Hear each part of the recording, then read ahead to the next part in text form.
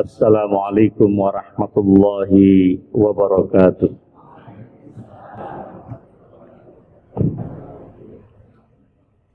Alhamdulillahirabbil alamin.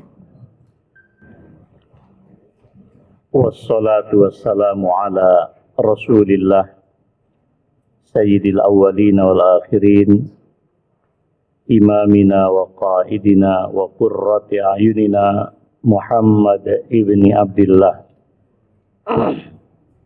wa ala alihi wa sahbihi wa man sara ala tariqihi ila yaumiddin.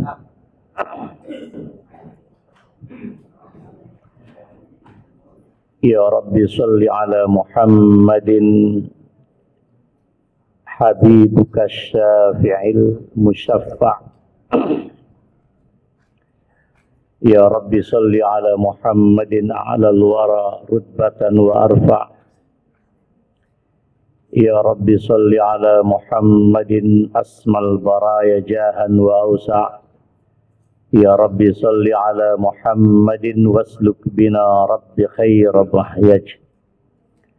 Ya Rabbi salli ala Muhammad wa afina wasfi kulla muja'. Ya Rabbi salli ala Muhammadin wa aslihil qalba wa'afu wanfa'. Ya Rabbi salli ala Muhammad waqfil mu'adi wasrifhu warda'. Ya Rabbi salli ala Muhammad nahillu fi hisnikal mumanna'. Ya Rabbi salli ala Muhammad Rabbi rida anna ridakal arfa'. Ya Rabbi salli ala Muhammad waj'al lana fil jinani majma'. Ya Rabbi salli ala Muhammad rafiq bina khaira khalqika jma'. Ya Rabbi salli ala Muhammad.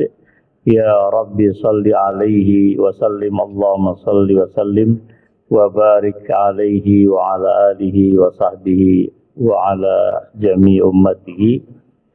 Jemaah sekalian yang saya muliakan, kita teruskan kajian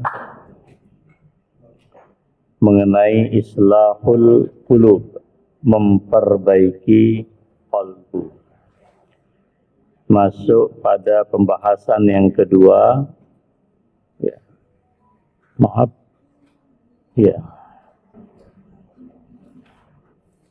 Yang judulnya ya, usulun nafisatun fi islahil qulub. Ya. Pokok-pokok atau dasar-dasar yang sangat berharga di dalam melakukan perbaikan qalbu. Pembahasan yang pertama, al-qalbu mawdi'u nazarillahi ta'ala. Qalbu itu letak di mana jatuhnya pandangan Allah Subhanahu wa ta'ala kepada setiap orang. An Abi Hurairah radhiyallahu ta'ala anhu, dari sahabat Abu Hurairah, semoga Allah meridai beliau. Qala, beliau berkata, qala Rasulullah sallallahu alaihi wasallam, Rasulullah sallallahu alaihi wasallam bersabda, Inna Allah ta'ala la yanzuru ila suwarikum. Sesungguhnya Allah yang Maha Agung tidaklah melihat kepada bentuk fisik kalian. Wa amwalikum, tidak juga melihat kepada harta-harta kalian. Walakin yanzuru ila qulubikum, akan tetapi Allah melihat kepada qalbu kalian, wa a'malikum, dan perbuatan-perbuatan kalian. Hadis riwayat Muslim.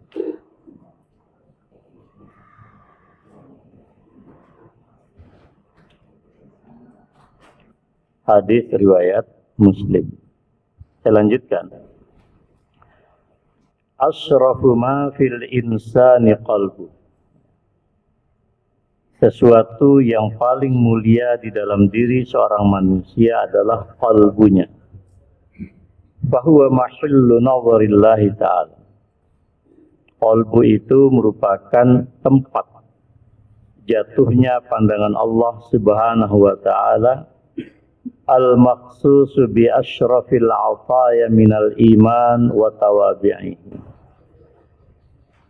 Hati ini dikhususkan oleh Allah dengan karunia yang paling mulia dari perkara keimanan dan seluruh turunannya. Fa'alal 'abdi an yahtamma biqalbihi wa yuzayyinuhu.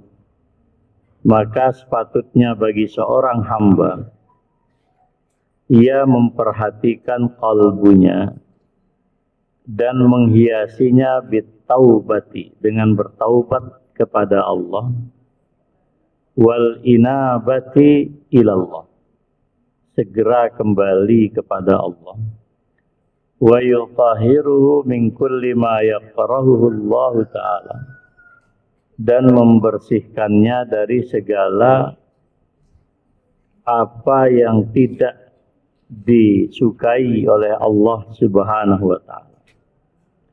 Fa inna zinatal zahiri ma'a khurabil batini la tughni syai'an.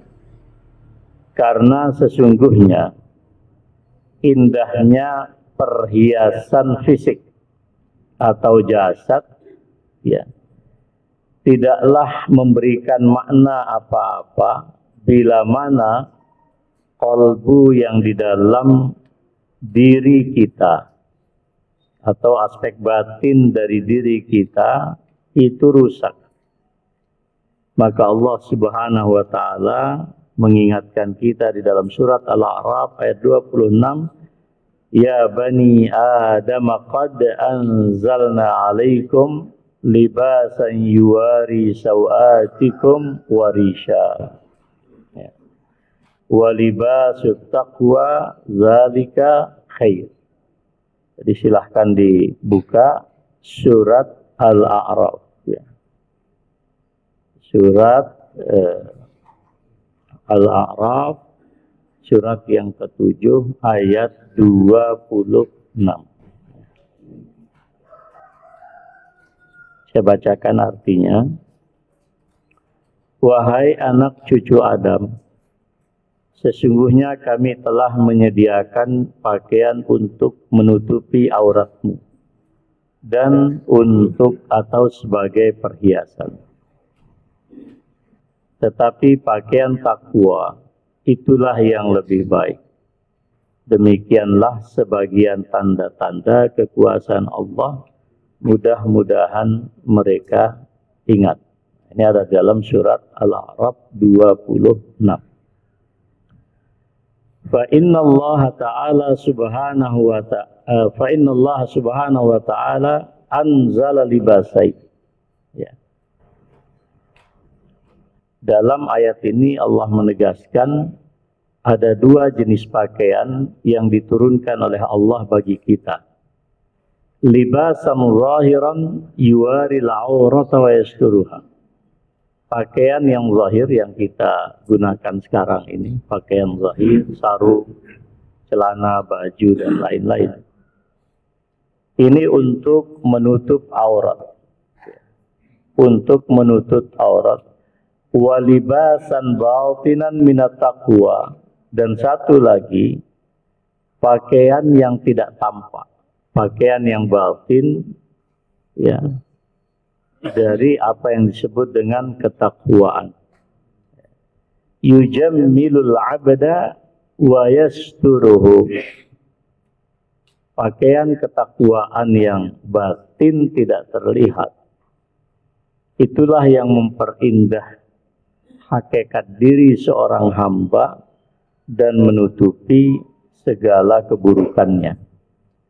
Fa idza zala anhu hadzal libas, maka jika pakaian batin itu terlepas dari seorang hamba, inkasyafat auratuhul batinah, maka terbukalah aurat batinnya. Jadi kita punya aurat batin, kita punya aurat zahir. Kama tankashifu auratul zahirah binaz'i ma yasturuha. Jadi secara batin kita punya aurat dan pakaiannya itu takwa. Secara zahir kita juga punya aurat, pakaiannya itu ya baju. Maka manakala takwa itu terlepas dari kita, maka nanti sebuah keburukan perangai dan karakter mesti akan tampak. Sebagaimana bila kita membuka baju, maka aurat kita pun juga akan tersingkap. Nah, ini. Saya bacakan beberapa bait syair. Idzal mar'u lam yalbas thiyaban minat tuqa.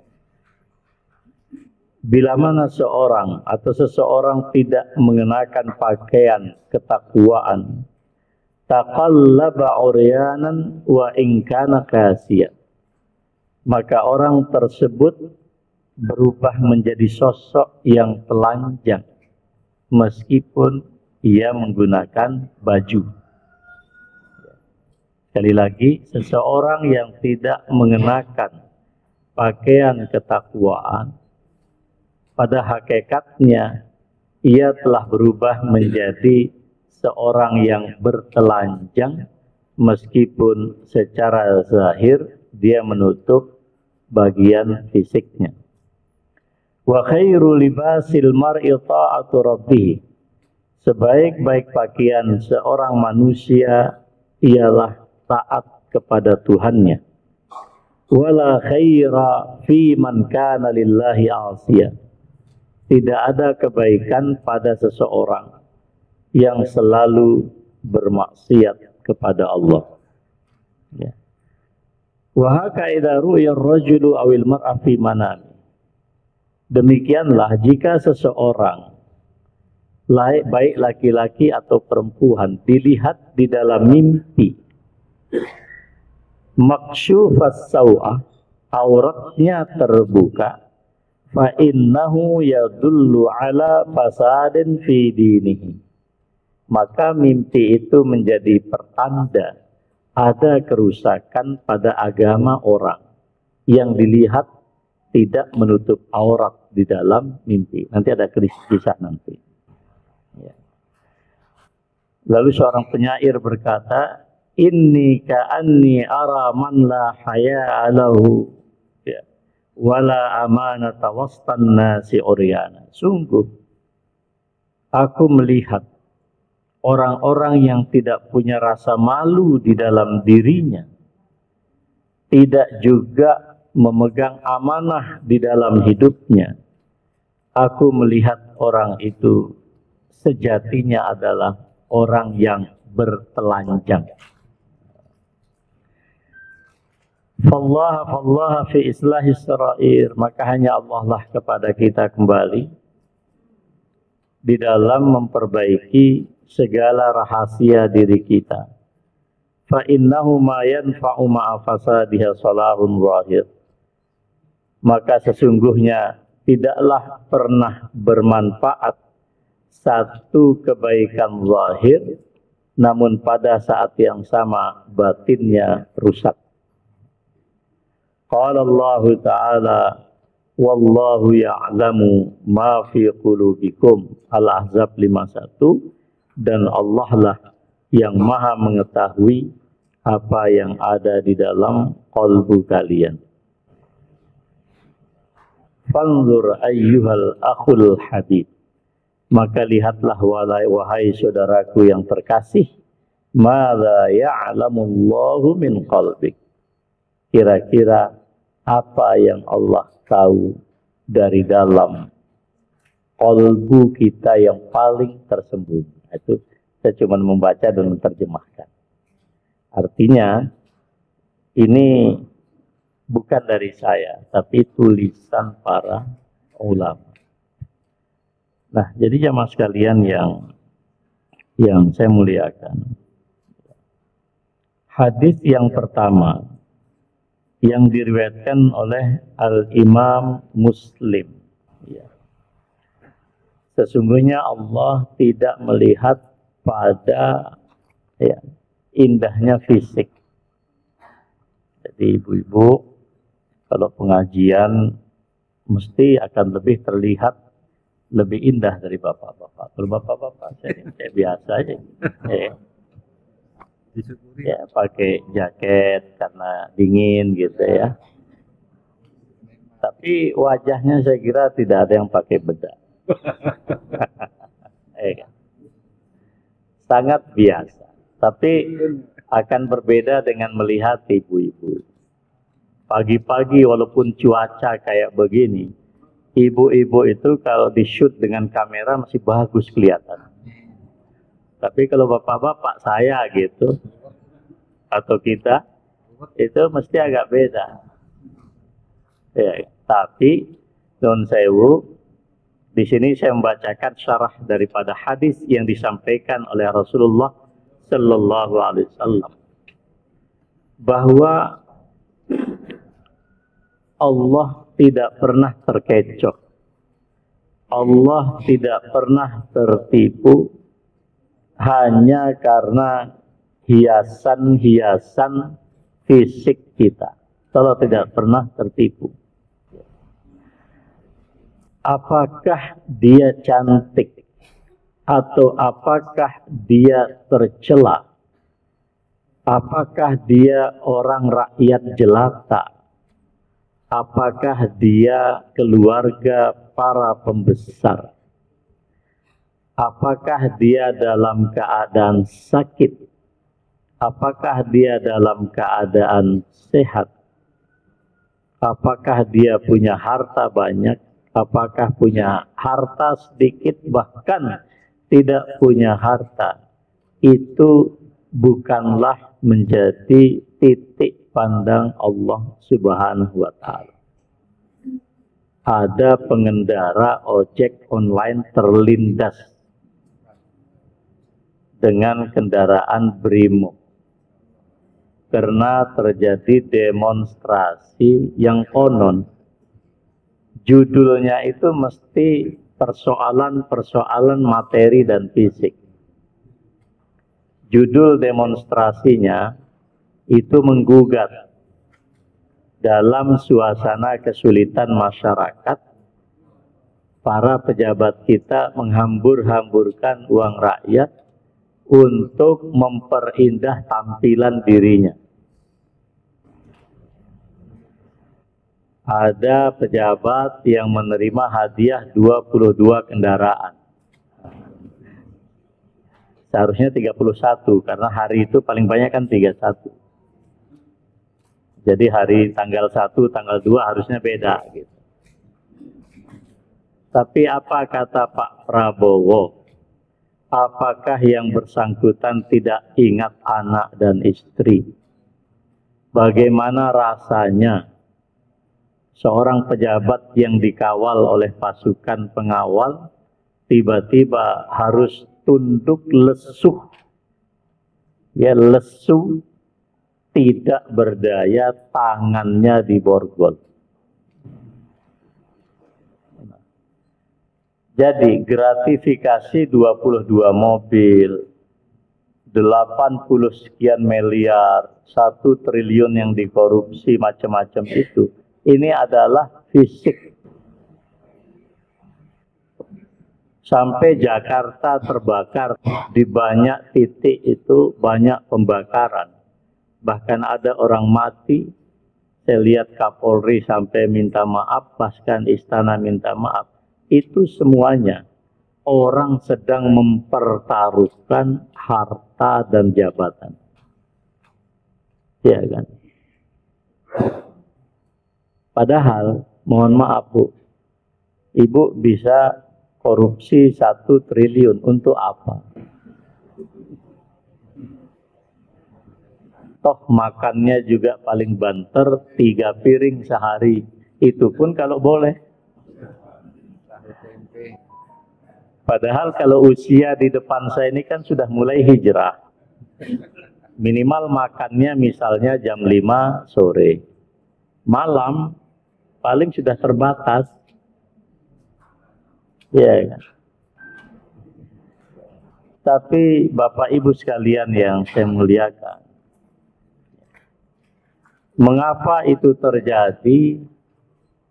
Karena kita tidak terbiasa, termasuk di dalam pendidikan anak-anak kita, untuk fokus pada apa yang disebut dengan tarbiyatur ruhiyah, at-tarbiyah al-batiniyah. Kita tidak terbiasa mendidik aspek batin, aspek yang tidak terlihat di dalam fisik kita, organ fisik kita. Maka para ulama ketika membaca hadis riwayat Muslim yang saya sampaikan yang pertama tadi, mereka menyimpulkan satu, al-i'tina bi islahil qalbi wa tathhirihi an kulli wasfin mazmum. Harus memberikan atensi dan perhatian untuk melakukan perbaikan qalbu, mensucikan qalbu dari berbagai karakter yang buruk, yang tercela. Kampus-kampus kita itu megah, Pak.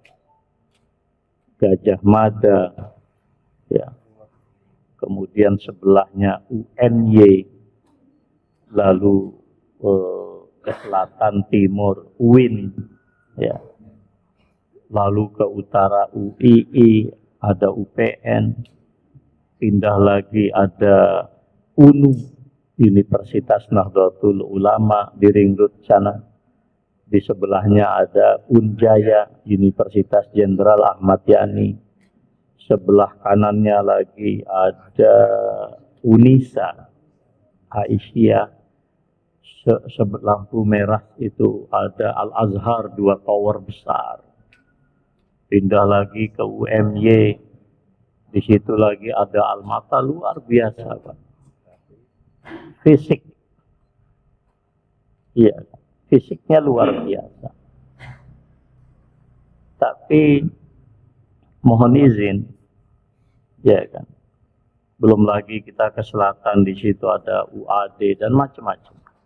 Belum lagi kita bicara yang saudara-saudara kita, ada Atmajaya, ada lagi macam-macam lah yang lain-lain. Duta Wacana, ada lagi Sanata Dharma.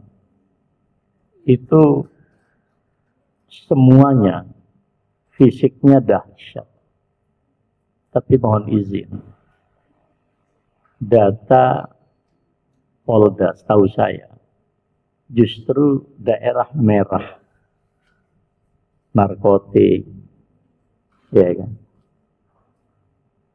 dan sejenisnya ada di wilayah pendidikan kita. Narkotik, obat-obatan terlarang, mohon izin, termasuk juga penyimpangan orientasi seksual LGBT. Itu justru banyaknya bukan di perumahan. Data itu menunjukkan banyaknya adalah di komunitas-komunitas kampus. Ya. Ada seorang mahasiswa yang jujur, nunjukkan kepada dosennya satu aplikasi hubungan sejenis. Di satu titik kampus, itu yang terkoneksi, itu ada 20 titik. Itu baru satu kampus. Ngeri, Pak. Sementara kampus-kampus kita berlomba-lomba untuk mengangkat biaya uang gedung. Saya belum mendapatkan ada satu skema pembiayaan biaya memperbaiki batin. Di kampus-kampus Islam mata kuliah keislaman seperti akidah, akhlak itu justru mulai malah sangat dikurangi. Iya kan. Nah, jamaah sekalian yang saya muliakan, tidak salah kalau para ulama mengatakan, mengapa kita harus meletakkan perhatian yang pertama itu, bagaimana kita melakukan islahul qalbi. Yang kedua, ya, bentuknya bagaimana? Salahul qalbi yang disebut kemudian dengan takwa itu hanya gampang saja indikatornya.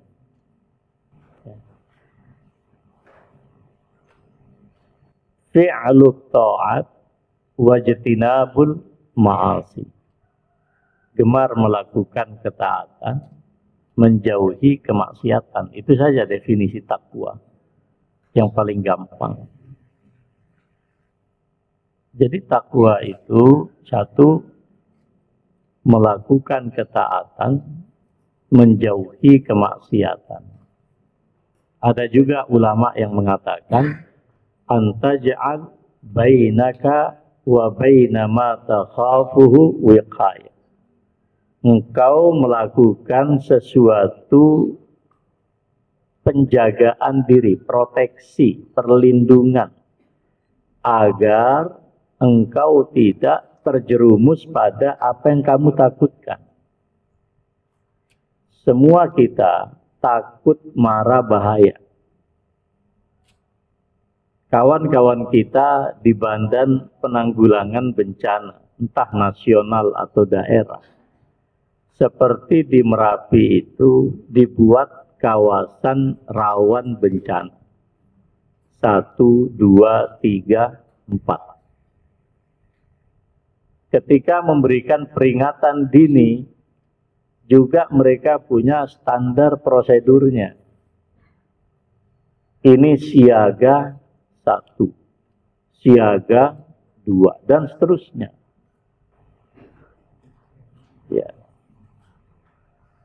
Bahkan sekarang Merapi sudah tidak boleh lagi naik ke puncak. Sementara dilarang, Pak. Mengapa? Karena di situ ada resiko erupsi setiap saat. Nah, pertanyaannya, mengapa kita takut kepada Merapi tapi tidak takut kepada neraka jahanam? Kan sederhana saja sebetulnya. Ya. Itu namanya wiqayah. Kita punya mobil, dalam kilometer tertentu kita ganti oli, kita ganti spare part, kita cek sistem rem, kalau keluar kota bahkan tekanan anginnya selalu kita cek, ya kan? Semua. Mengapa? Orang masuk tol saja, kita kena baliho, periksa saldo kartu tol Anda. Jadi artinya itu namanya wiqayah. Wiqayah itu ya mawas diri sebetulnya. Itu yang kedua. Yang ketiga, membaca hadis riwayat Muslim. Seseorang yang beriman tidak perlu tertipu, maghrur, hanya karena Allah anugerahkan kepada dia ketampanan, kecantikan, kekayaan, ataupun jabatan dan kehormatan. Tidak perlu tertipu. Jadi mohon izin, karena dulu kita dikritik oleh seorang penyair, Pak Taufik Abdullah. Problem terbesar bangsa-bangsa kita ini adalah ketika tidak lagi menyisakan rasa takut.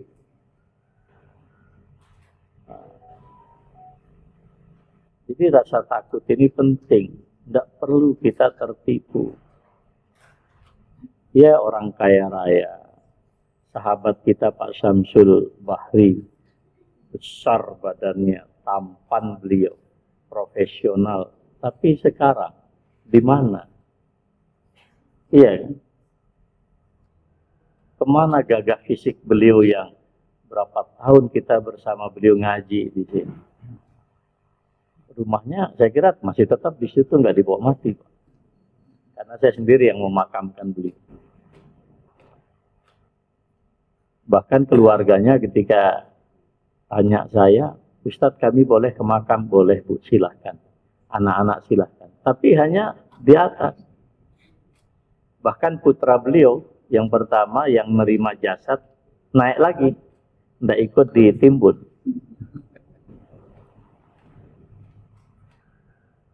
Kita memang salah ini kita, Pak. Disorientasi hidup ya kayak begitu itu. Iya kan?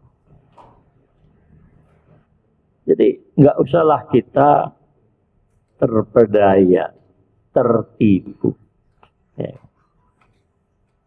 melihat macam-macam itu tadi.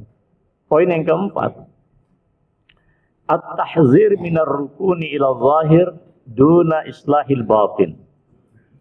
Agama kita selalu memberi peringatan, ya, agar kita tidak terjebak dan terkungkung dengan jebakan-jebakan yang bersifat zahir, lalu melalaikan apa yang bersifat batin pada diri kita masing-masing.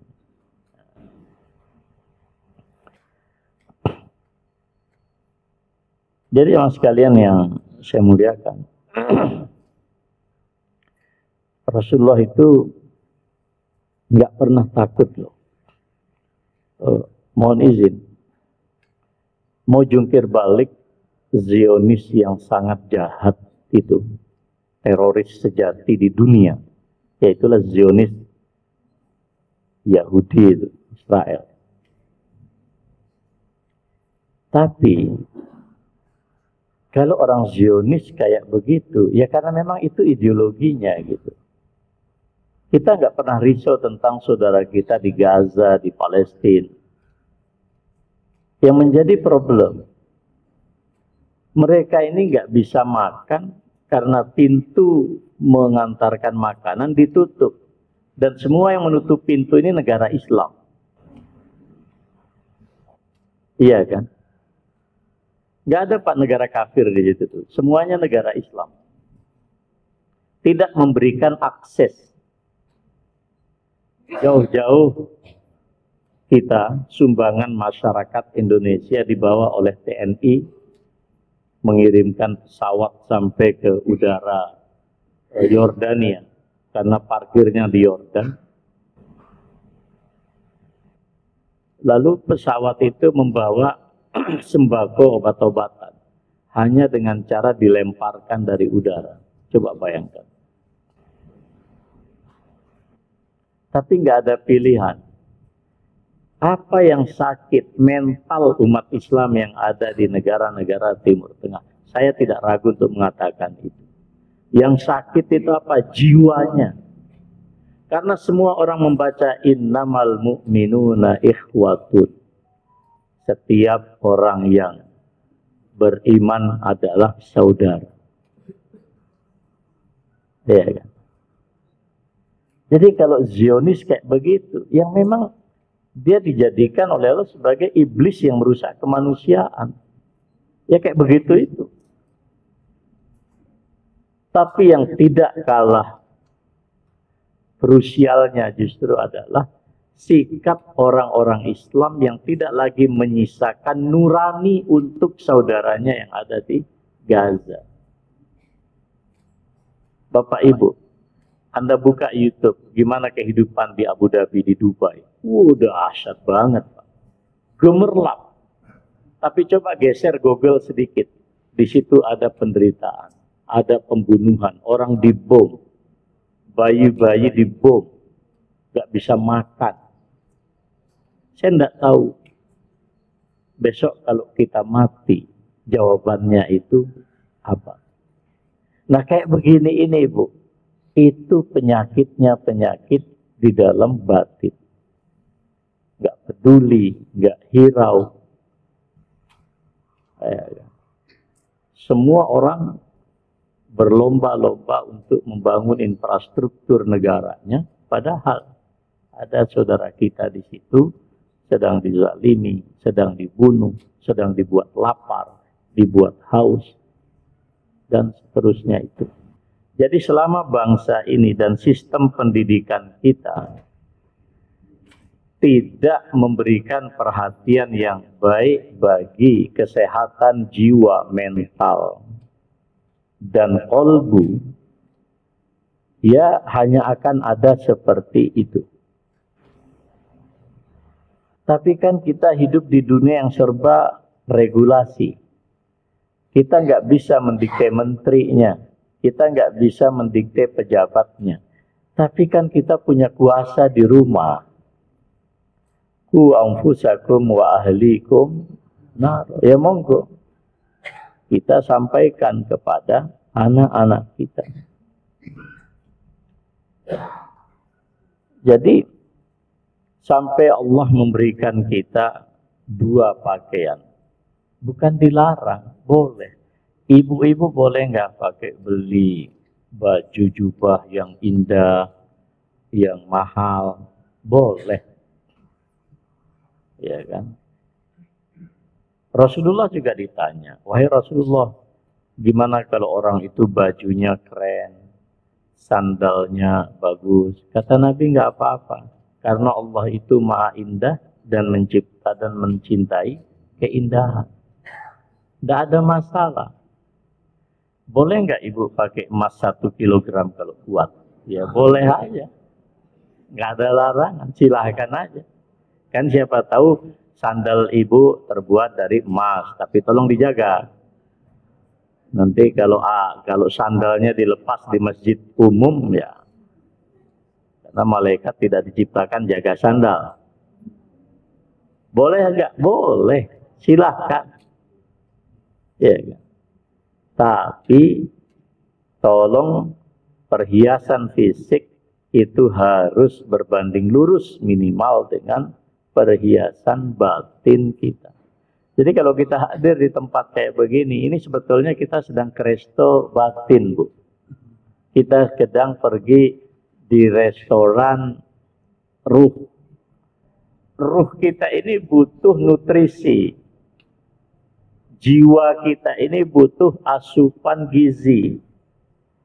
Nah, cuman tempatnya bukan di restoran, tempatnya di sini.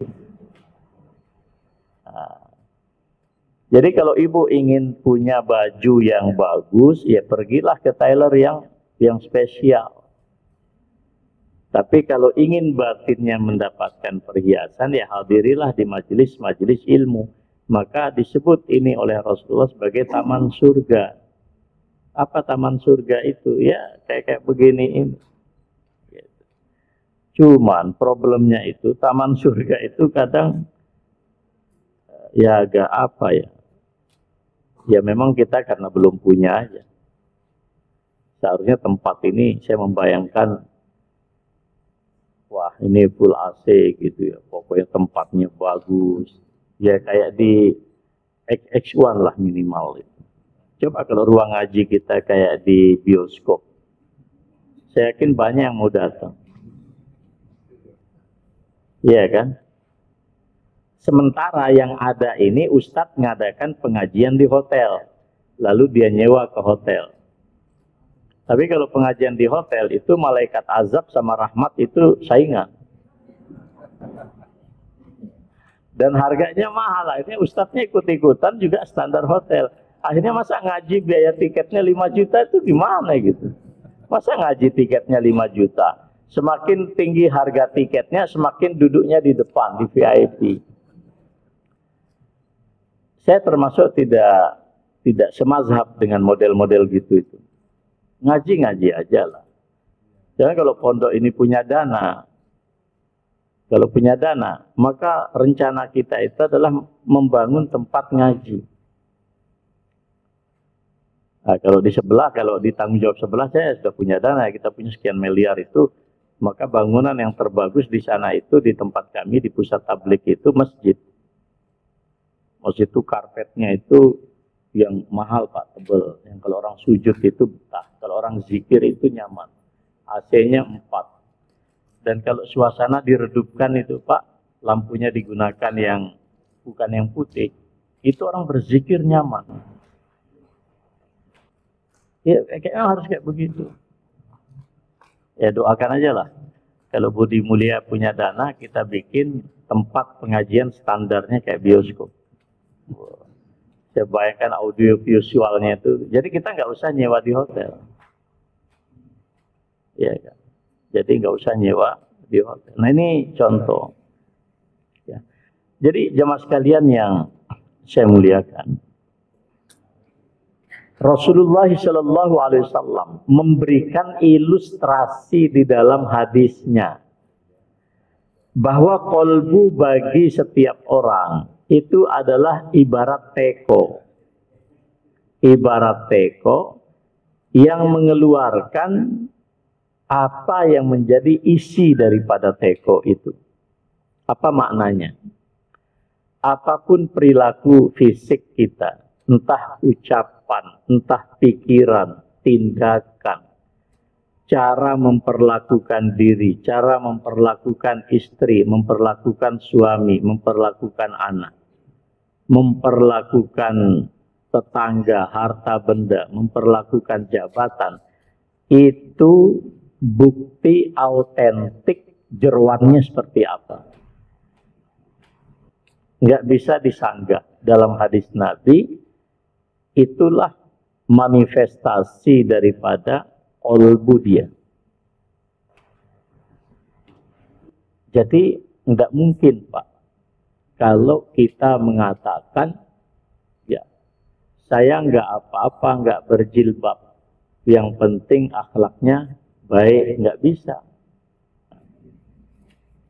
Sama juga, ini musim maulid nih, musim maulid, terutama kepada para mubalik, tolong perhatikan ini lisan. Anda boleh tidak sepakat, saudara kita sebagian menyelenggarakan maulidan, sebagian lagi yang tidak. Tapi coba kontrol lisan. Bagaimana kita menjaga lisan ketika kita berhadapan dengan orang yang tidak setuju dengan kita. Apapun tingginya ilmumu, tapi kalau kamu merendahkan orang lain, bagi saya, yang saya pahami dalam agama ini, you nggak punya ilmu. Antar imam mazhab juga demikian Pak. Nggak pernah gagah-gagahan. Ya kan? Jadi, di antara para ulama, ketika misalnya Imam Ahmad, beliau mengunjungi Mesir dan di Mesir itu ada makam Imam Syafi'i. Imam Syafi'i kunut, Imam Ahmad tidak kunut. Beliau kunut. Padahal Imam Syafi'i sudah mati. Hanya untuk menghormati silsilah gurunya. Yang biasa tidak kunut, kunut. Kenapa? Adab. Itu kejernihan hati. Ini tidak mudah sekarang. Tidak mudah Pak. Apalagi masyarakat paternalistik kayak di Indonesia ini. Cenderung ikut pada siapa yang diikuti.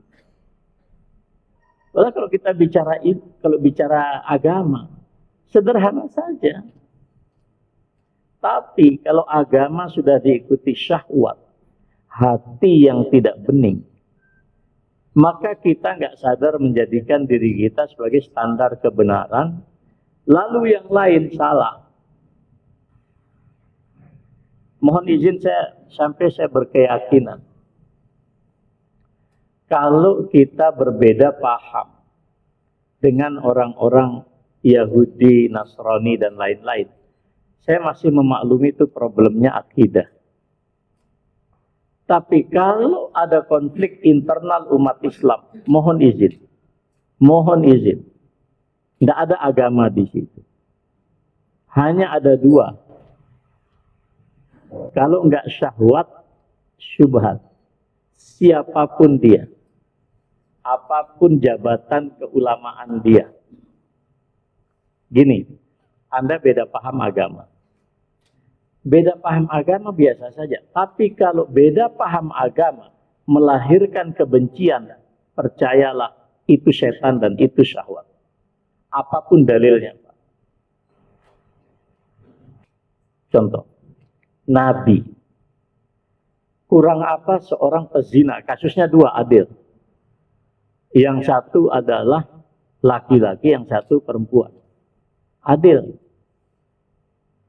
Memang lebih demonstratif yang perempuan. Kenapa? Karena ada bukti fisik dia hamil. Dia datang kepada Rasulullah. Saya hamil, wahai Rasulullah. Saya berzina. Ini buktinya. Coba lihat bagaimana akhlak Nabi itu. Wah, jangan-jangan gila. Nabi kirim para sahabat untuk memverifikasi, mencari bukti. Gila apa tidak? Ternyata tidak gila. Mana buktinya? Bunting. Oke, silahkan pergi. Sampai kamu melahirkan anak. Datang lagi. Anak ini sudah lahir. Onji. Silahkan berikan haknya menyusu 2 tahun. Datang lagi. Saking ingin dibersihkan. Nabi nggak punya pilihan. Bayangan saya. Kalau si perempuan ini kabur aja nggak usah datang. Nabi nggak bakal nyari. Nabi nggak akan bakal nyari, Pak. Nggak akan dicari. Nggak akan kirim di Satpol PP gitu. Mengejar titik-titik Madinah. Enggak. Tapi dia datang. Begitu selesai dia dirajam, setengah fisiknya, tubuhnya ditanam, dilempar sampai mati itu. Sahabat kan mencela. Nabi bilang, jangan kau cela perempuan. Saya diberi kabar oleh Allah, taubatnya diterima. Dan kalau taubatnya si perempuan ini dibagikan kepada penduduk Madinah semuanya, itu masih tersisa. Siapa yang lebih bersih hatinya dari para nabi? Masa sih hanya karena kita berbeda cara sholat, yang satu begini, yang satu begini, yang lalu kita pisah masjid. Jadi mohon maaf Pak, yang terjadi sesama muslim, bisa saja dalilnya, oh ini karena manhaj, oh ini karena dalil. Enggak, saya tidak percaya. Sebabnya hanya satu, syahwat. Saya tahu perbedaan NU Muhammadiyah. Tidak sampai Nabi kita berbeda Pak. Tidak sampai rakaat kita berbeda Pak. Tidak sampai kiblat kita berbeda Pak. Tidak sampai Quran kita berbeda kok. Saya paham apa itu hisab, apa itu ru'yat. Dan tidak ada alasan untuk kita saling membenci. Kalau ada kebencian, percaya, itulah syahwat. Tapi kalau sampean mengatakan, saya nggak setuju dengan percaya dia Katolik Pak, tetangga kami sebelah. Itu pun tidak boleh dengan bahasa benci. Saya tahu Tuhan dia bukan Allah. Dia percaya Trinitas, saya tahu itu. Dia bilang Tuhan ini, dia bilang Tuhan itu. Itu pun sama Al-Quran. Saya dilarang dan kita dilarang mencela, Pak. Coba lihat. Anda bisa mengatakan, Tuhan itu ambivalen. Tuhan itu enggak jelas. Katanya, Qul huwallahu ahad. Tapi ini Kristen kok kemudian harus dihormati keyakinannya. Enggak begitu Quran. Kenapa? Sampean enggak bisa maksa sampai wilayah itu. Kalau orang boleh maksa, yang paling pantas memaksa itu Rasulullah maksa Abu Thalib. Tapi kan tidak boleh, malah ditegur. Lha kowe sapa Muhammad? Lasta alaihim bimusaitir. You nggak punya hak untuk maksa-maksa orang. Loh kalau gitu, loh katanya innalladzina kafaru min ahlil kitab wal musyrikina fi nari jahannam. Mereka jahannam. Khalidina fiha, ya kan? Loh kok harus kita hormati? Ya itulah Allah. Agar kalian beragama dengan jernih. Kalian gak menerima Kristen, gak menerima Katolik bukan karena kebencian. Karena kalian tahu itu tidak benar, bukan karena benci. Kalau sampean punya makanan lebih, hadiahkan ke mereka. Mereka dalam Islam punya hak.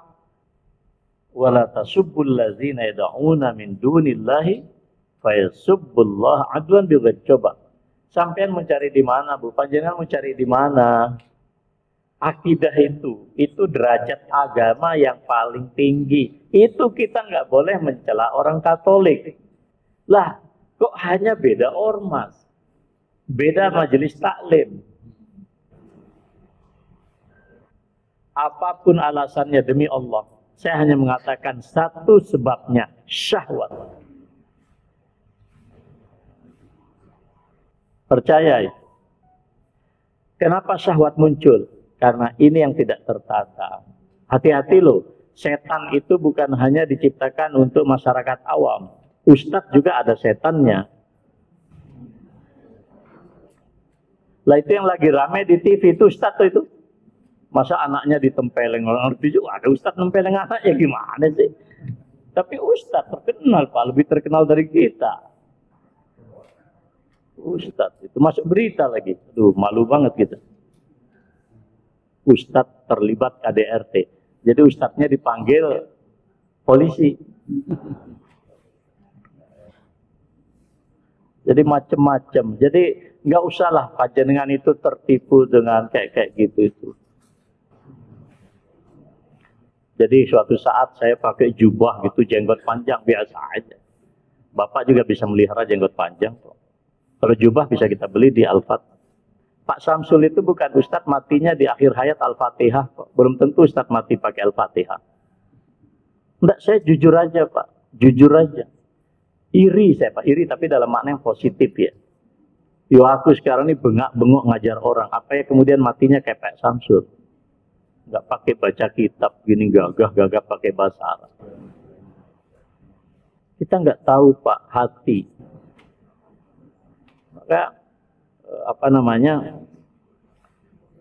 coba Allah ya, ini coba lihat, ini maulid, ini bulan maulid nih. Kemarin sudah saya jelaskan dalam Muttaqin. Kurang apa Abu Lahab Pak? Sampai kejahatannya abadi di dalam Al-Quran. Saya ingin bertanya saja sama kita, di mana kita memposisikan orang yang berbeda dengan kita? Abu Lahab itu orang yang pertama secara demonstratif bilang di depan publik, hei celaka kau Muhammad. Apakah hanya untuk mengucapkan la ilaha illallah kau kumpulkan kami di sini? Tapi datang juga beliau itu. Diklarifikasi oleh Al-Quran, tabat syada Abi Lahab. Singkat cerita, Imam Bukhari meriwayatkan, menukil dari Urwah ibnu Zubair, bahwa dia kerabatnya Abu Lahab. Pernah bermimpi dan dinukil mimpi itu dalam kitab Sahih Bukhari. Mimpinya apa? Singkat cerita, setelah meninggalnya Abu Lahab, mimpi dia ketemu. Dia bilang, gimana bro keadaanmu di situ?